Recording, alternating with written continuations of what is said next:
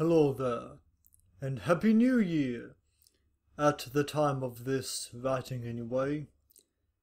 Is anyone honestly excited for 2020? New Year's is completely overrated. I was planning that when I do my best of the year list that I'd be on camera, but I have a beard or beard growth right now and I don't really feel like shaving at the moment, and I'm going to do a vlog on the God of War games and I want a beard for that. So here's my anime avatar. If you want to see me clean shaven, you can watch my last video where I reviewed the Frozen movies cross-playing as Elsa, or most of my other videos. But for now, this is my top and bottom 5 films of 2019.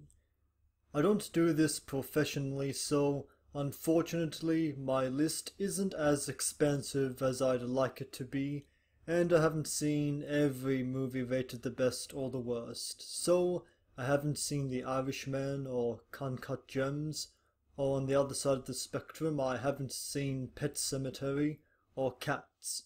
But I think despite that, my list is respectable, and spoiler warning, my number 1 best pick is going to be contentious. So let's start with the worst. Number 5. Glass. Oh, M. Night Shyamalan, you once again failed to stick the landing. This was the highly anticipated sequel to Unbreakable and Split, and arguably had a lot to live up to. And honestly, it does have a few things going for it, but ultimately Glass is undone by its slog of a second act and its convoluted double twist reveal. Better luck next time, Knight. Number 4. The Lion King. A shot-for-shot remake of an animated phenomenon, missing the emotional resonance of the original, limited artistry, a waste of admittedly impressive technology, and faux representation. Thanks! I hate it! Honestly, I'd like Donald Glover as Simba and Chiwetel Ejiofor is menacing as Scar, but the only casting that completely works is Seth Rogen as Pumbaa. Number 3. Star Wars: The Rise of Skywalker. The Emperor returns, and we learn this via the opening crawl. Big foul! Number 2. Ad Astra. A bored-looking Brad Pitt, a pedestrian storyline, and dull direction all make Ad Astra the most overrated movie of 2019. And number 1, Dark Phoenix. The conclusion to Fox's X-Men movies is poorly directed, poorly written, poorly visualized. I mean, just look at Jennifer Lawrence's Mystique makeup. And honestly, why should we care about it if we know that Disney is just going to reboot and release another X-Men movie in like 5 years during The Rock's presidency? I'm only half joking. So those are the films that are considered the worst of 2019. Avoid them.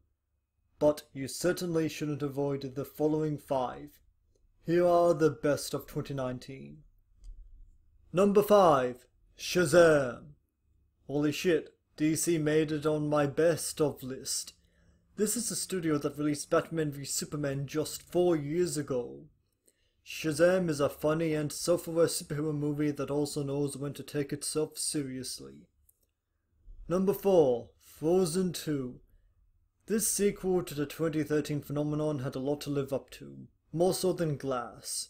But Frozen 2 effortlessly meets those expectations with amazing visuals, memorable songs, and compelling characters. But seriously, Disney, give Elsa a girlfriend. Just do it.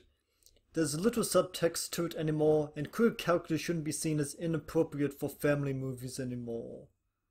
Number 3. Avengers Endgame. Undeniably the biggest film of the MCU and of the year. And yes, even more to live up to than Frozen 2. But Endgame obliterates those expectations. Epic in every sense of the word. Epic battles, epic characters, epic moments, but also extraordinarily patient, especially for a superhero movie, and emotionally resonant. Number 2. Us. Jordan Peele's follow-up to Get Out is not quite as good as Get Out, but that's hardly a criticism. Us is scary as hell and weird as hell. Almost every shot is creepy in some way, but the lead performance by Lupita Nyong'o is the main event. She's incredible and deserves an Oscar nomination. And while we're at it, give Robert Downey Jr. an Oscar nomination too. And number one, and I said that this was going to be contentious, but I'll defend it to my death. Tenki no Ko. I love almost everything about this movie.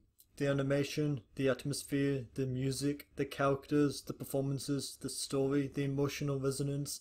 I simply cannot name anything else as the number one movie of 2019. Tenki no Ko or Weathering with You if my weebisms are annoying you. Just has it all. And yes, I have seen Your Name. I like that too, more so than Tenki no Ko. But Tenki no Ko is still my top movie of 2019. And those are my best and worst movies of 2019. Agree, disagree, did I forget something?